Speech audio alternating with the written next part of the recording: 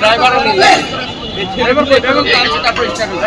আমাদের পুলিশের লোক কোনো রকম। আরে ওদের ড্রাইভার কই? ওদের আছে। ওদের রাস্তা গাড়ির ভিতরে না ওরে আমাদের বলি। না গাড়ি ভিতরে আছে, ড্রাইভার চলে গেছে। আমি তো দেখলাম ড্রাইভার ভিতরে আছে।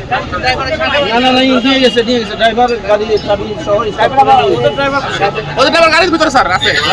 গাড়ির ভিতরে আছে ড্রাইভার।